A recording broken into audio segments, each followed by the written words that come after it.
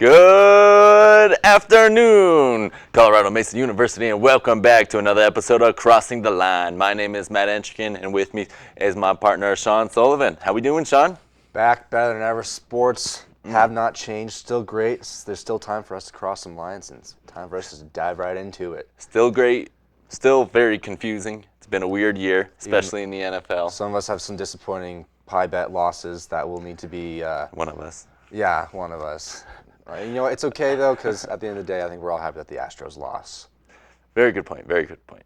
Way to see the silver lining. All right. Silver lining, yes. Let's get right into it. First topic of the day. Everybody's been following the Odell Beckham drama, and now Odell has been officially released by the Cleveland Browns. So I ask you, Sean, Nodell, no problem? Absolutely. For the Cleveland Browns, it has been Nodell, no problem. Clearly, they are a better team without Odell Beckham Jr. And from Odell's team and Odell's perspective, he played the system pretty well. He didn't get traded at the deadline, which I think we were all a little bit surprised about. Definitely was a name being talked about being moved. He worked the system, and now he's a free agent, and he pretty much chooses wherever he wants to go.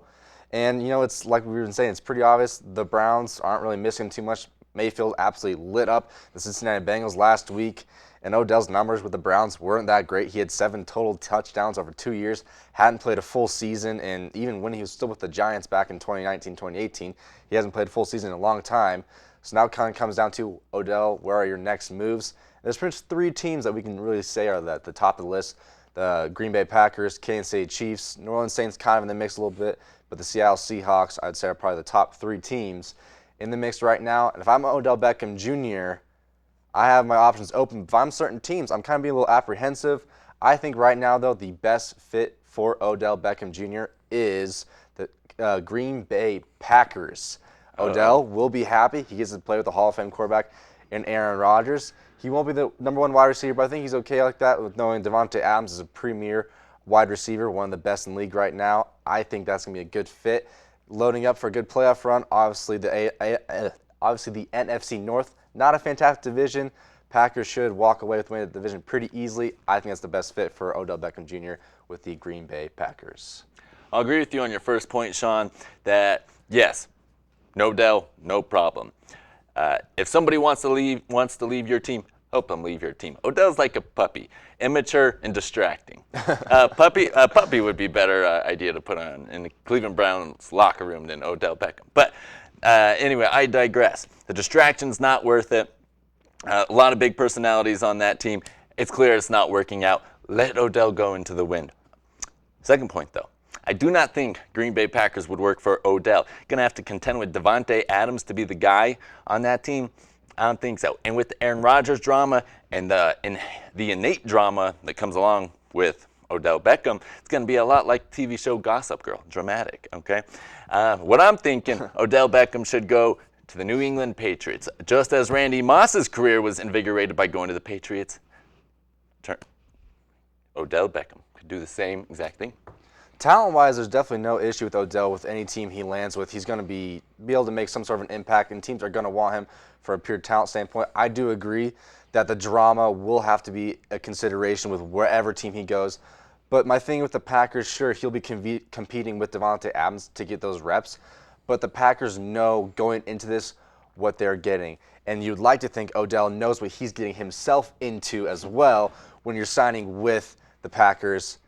It seems like the best fit for both parties. I think the Packers would be the choice. But Patriots are interesting at the same time. A lot of clashing number 1s. That is Green true. Bay, I would say. All right, guys, we're going to move on to topic number 2. That is Tennessee Titans. That's right. Tennessee Titans, after losing their champion running back Derrick Henry to a season-ending foot injury, they now have to find a replacement. But that may not be a problem as well for the Titans as they dominated the Los Angeles Rams. And so now we're asking the question, how far exactly can these Tennessee Titans go? Sean, tell me what you think. Well, I was pretty caught off guard watching the Sunday Night Football game. I thought it was going to be a competitive game. I definitely did not see the Titans absolutely blowing out the Los Angeles Rams.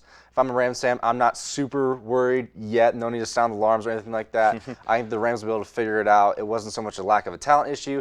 They just kind of got out-coached a little bit, which is a recurring theme. We talked about it on a different day. But the Tennessee Titans as a whole, like you said, Derrick Henry, not quite out for the season quite yet. He does have a pretty severe broken foot. Maybe late playoff run, they'll be able to bring him back. But what I'm looking at with the Tennessee Titans is that fantastic defense. They reminded me a little bit of the 2015 Denver Broncos team where the offense, all they had to do was bend, not break, where you usually have to put up, 16 points, maybe 21 points in offense, let your defense get a touchdown or two, where it's a pick six like what happened this past week with Kevin Byard picking off Matthew Stafford. Did a pick six. But Jeffrey Simmons, Kevin Byard, that defense is fantastic. Mike Vrabel, a fantastic defensive coordinator, a coach that clearly everybody loves to play for. So if I'm an NFL team right now, especially come playoff time, I do not want to play the Tennessee Titans. Adrian Peterson, as long as he can do well enough, Tannehill, mobile guy, he can get 50 yards a game. He always seems to step up when needed most. He's not the most consistent quarterback in the world, but Tannehill can get the job done. Julio Jones looked a lot better this past Sunday, definitely getting healthy. A.J. Brown, a fantastic wide receiver as well. If I'm a Titans fan, I'm pretty excited. I think they can make a pretty good run. Yeah, unfortunately, once again, I have to agree with you. That defense, and especially that defensive line for the Tennessee Titans, is insane. I mean, they don't even need the blitz to get to the quarterback and pressure him. They only blitzed 5 times against the Rams and still came away with 2 interceptions. 5 sacks? And they were getting, with 4 or fewer rushers, were getting pressure 30% of the time. And then, as you mentioned, Kevin Byard, an absolute man of a safety. And then, Ryan Tannehill, he's not flashy, but he's effective. He does his job.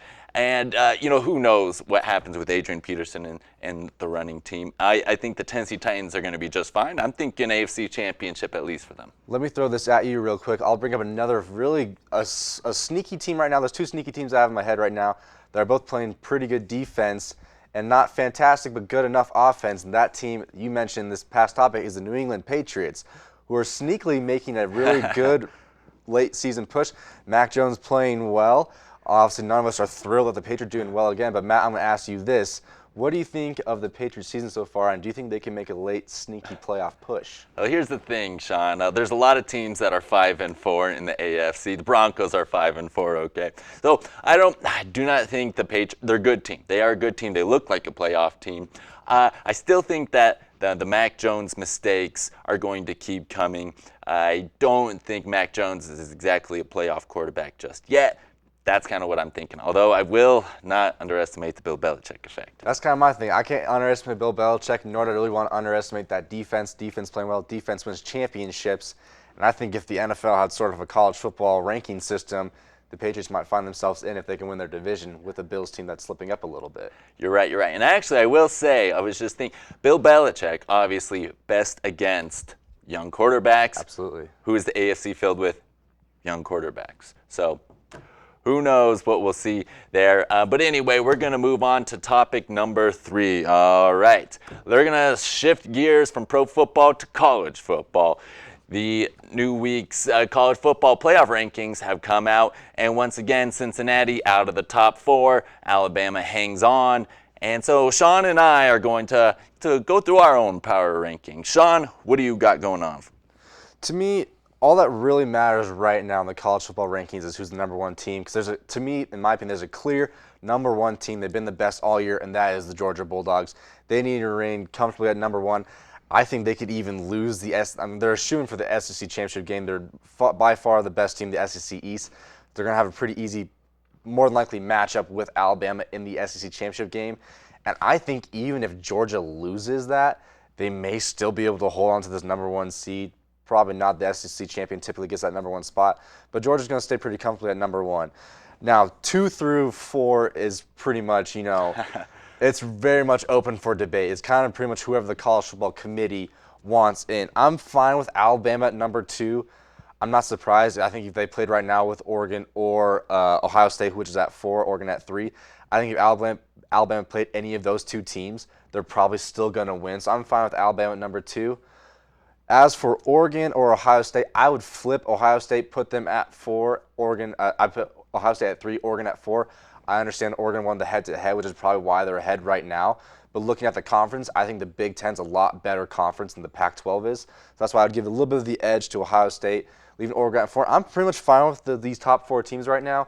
As for Cincinnati at number 5, I'm not shocked. Here's my main issue. If it was Notre Dame at number 5, or if Notre Dame had the same record at as Cincinnati and Notre Dame would be in the college football playoffs, they'd probably edge out Oregon, which not necessarily the right thing, which is kind of ridiculous. The main issue with Cincinnati is who they're playing outside their conference. They have one decent out-of-conference game, and that's against Notre Dame, which they did win. But they're playing teams like SMU, USC. They have Toledo coming up, or they either play Toledo. Basically, they're not playing any good competition.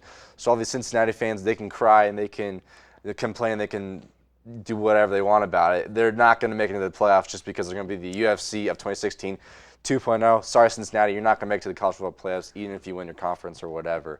I also send it over to you what your takes on Cincinnati. Let me pose this question to you, Sean.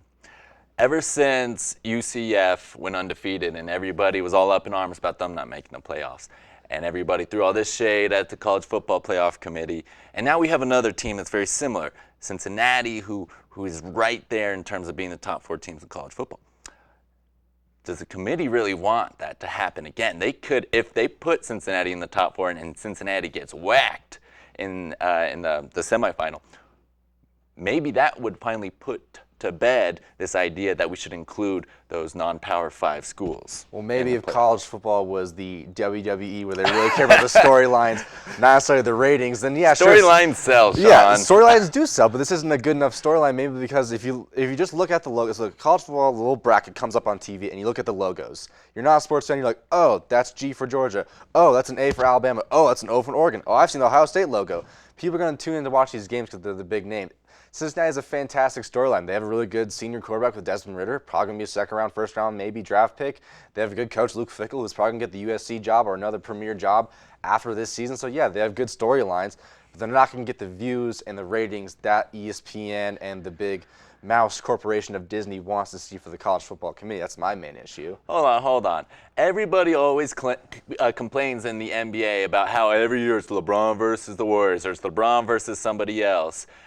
Don't we want a little bit more variety in the college football playoff too? I mean, as sports fans, absolutely you want variety, but variety, unfortunately, does not really sell. What college football really needs to do is they need to change the format, and in a couple years they'll out of the contract. They'll need to change the format, get the Power 5 champions in, so that way you won't have this issue with Cincinnati in the future. Whatever.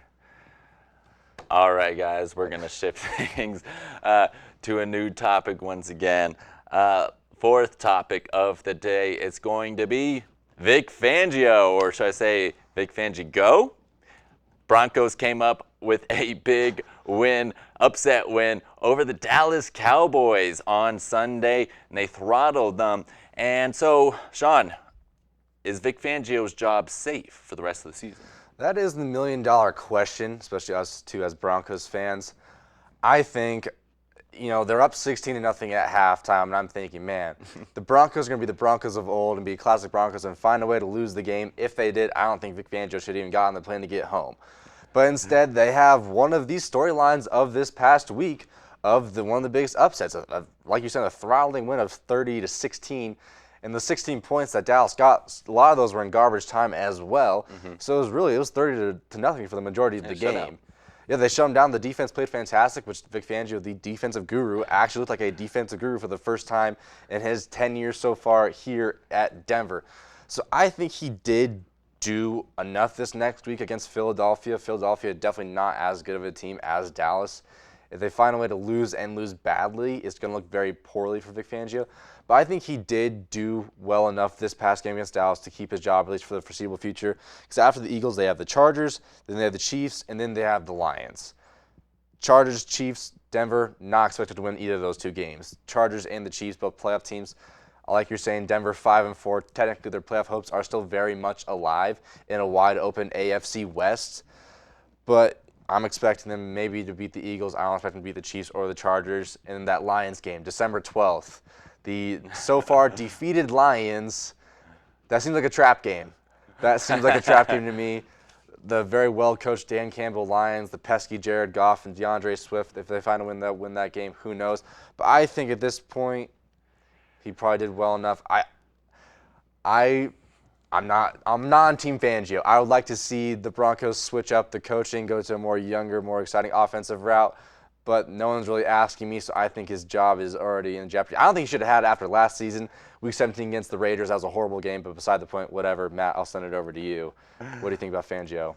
Yeah, I mean, obviously, Vic Fangio took a step in the right direction, but he's still on the hot seat as much as ever. Even a broken clock is right twice a day. You can have a great game every here and there. It doesn't mean you're going to keep your job forever. So, obviously, if he wins out, he's going to keep his job. No, we're in the playoffs and we went out. Yeah, Of course, absolutely. but I've just seen too many blatant mistakes and ugliness for Vic Fangio to be in good shape at this point. The Von Miller coverage thing and just so many other aspects about the Broncos that have been ugly. So I'm going to say, I'll say he's breathing, but he better get some more oxygen. Yeah, the seat's Another oxygen tank. Seat is still very much hot, It's Mr. hot. Fangio. It's burning. Burning on fire. All right, guys. We are going to. We got time for. We got time for our shout outs. We're just gonna go straight to the shout outs. All right, Sean, who you shouting out? I'm not so much a shout out as it is a call out to the NFL officiating crew this past season and this past week especially. This last Monday night game, pretty abysmal officiating crew from the Bears at the Steelers. Very questionable taunting calls. And the NFL, as many people who are at the NFL headquarters who do not like me call the no fun league, so what they do, they make this ridiculous taunting call that no one likes. Doesn't make any sense, but that's the NFL, baby. Right now, we're at the halfway point in the NFL season. It's time for the NFL officiating and playing community to get together and really figure this stuff out. A very good case can be made that the officiating crew and these crazy taunting calls lost the Bears this game this past week against the Steelers. And I just really hope it doesn't come to playoff time. We don't want a repeat of the 2018-2019 season, the Saints, Rams, NFC Championship game, where that blown pass interference call or lack of pass interference call arguably lost the Saints that game and lost Drew Brees to get another chance of a ring. No one wants to see a game come down to a bad officiating call, so I think it's time for the officials to step up and figure this taunting nonsense out. I couldn't agree with you more, Sean. However, that was a sweet kick move thing by Cassius Marshall. It was. It looked pretty sweet. Roundhouse. Pretty sweet. On a much more pleasant note, I'm going to shout out the Colorado Mesa University women's soccer team. They're going to be taking on Regis tonight in the RMAC semifinals here at Unity Field in Grand Junction. So go out, support your girls, and hopefully they're going to bring home their first RMAC championship in a long time. Let's go CMU women. I got CMU by 1 million. I got them by 2 million. Love it. Love to hear it. Go Mavs. Go Mavs. All right, guys, that's going to do it for our show today. Thank you for joining us. We will see you next week. Keep crossing those lines, everybody. Peace.